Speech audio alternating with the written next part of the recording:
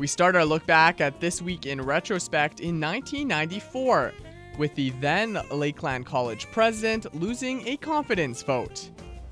A vote of confidence by faculty members of Lakeland College has shown the organization isn't impressed with college president Doug Schmidt. Out of 133 eligible voters, 121 cast a ballot, with only 33 members in favor of the president and 84, or over 70%, against the Lakeland leader. Faculty Association President Doug Miller says his group has these concerns with the president.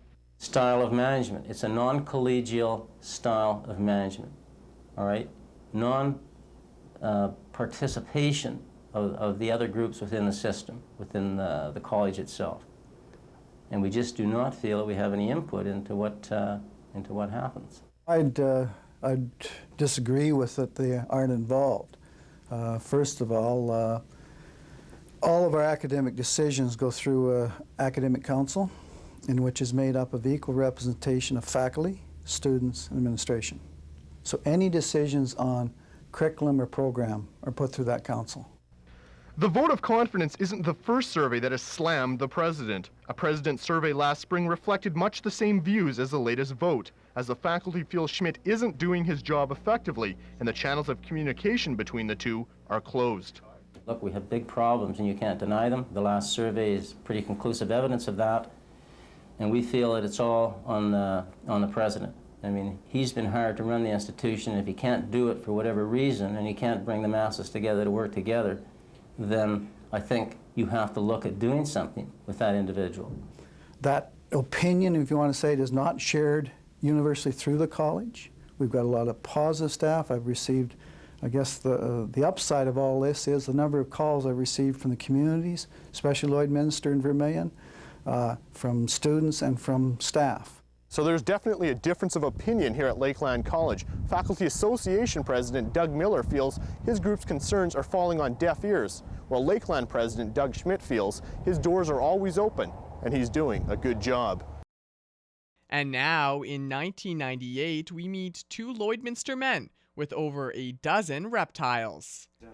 These creatures seem to enjoy their home in the basement of a Lloydminster residence. They're the pets of the Border City snake men. Kim Ducker and Grant Armstrong own 13 different non-venomous snakes and would someday like to set up a reptile museum. They're hoping to dispel the myth that snakes are dangerous. We're basically trying to get the point across that movies portray them as evil and they're always out to get you type of thing. Eh? And we're just trying to teach kids and anybody that'll listen that snakes are basically harmless. They're more scared of you than you are of them. Both men have been bitten, although they say it wasn't the fault of the reptiles. Ducker says it's tough to find people who will support their idea. I haven't met anybody that's actually said, well, that's a neat idea. They all look at me like I'm crazy. Because like I said, there's so many people out there with the I can't believe you actually got snakes in your house attitude. Eh? It's hard. This is the tail end of the Border City snake man's pride and joy. She's a 15-foot albino Burmese python named Crystal. Okay. Crystal eats about 5 chickens a month and currently weighs around 45 pounds. However, she could grow to be 28 feet long and weigh around 200 pounds. Ducker says the best way for people to overcome their fear is to get close to the creatures.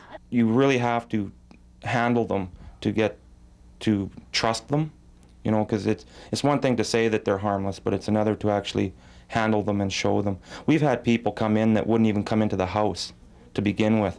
And then once we coaxed them in and then talked them into handling a snake, I couldn't let them release it. They wouldn't let go. This has been our week in retrospect.